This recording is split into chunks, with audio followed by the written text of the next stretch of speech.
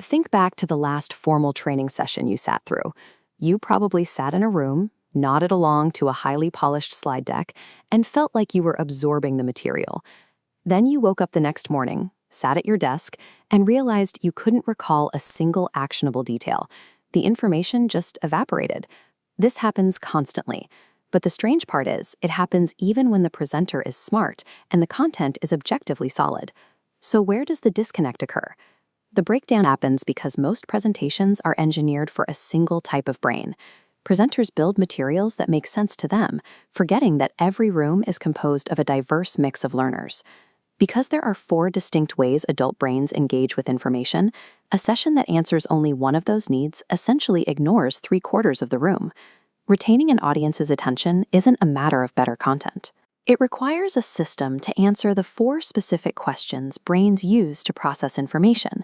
That system is the format cycle.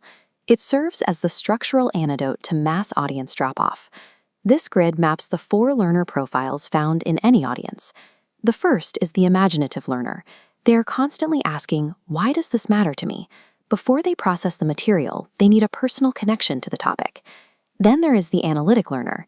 They ask, "What exactly is this?" They require precise definitions, data, and the underlying theoretical frameworks. The third profile is the common sense learner. They have little patience for abstract theory, asking instead, "How do I actually use this?" They demand practical, hands-on application. Finally, the dynamic learner asks, "What if I changed it or made it mine?" They have an urge to adapt the information and stretch it beyond its original scope. A successful presentation cannot just pick one of these paths. It must function as a continuous loop that feeds all 4 psychological demands in this specific sequence. To see this in practice, let's look at a Generation Next training session. The facilitator opens with a relatable story. This satisfies the imaginative learner's need for a why. The session immediately pivots to delivery of the raw theory, satisfying the analytic learner's demand for the what. Next comes an interactive practice exercise, giving the common sense learners their required how. Finally, participants are challenged to adapt the concept to their own projects, engaging the dynamic learners with a what if. If that structure feels familiar, it's because your continued attention to this video is the result of experiencing this exact structural manipulation.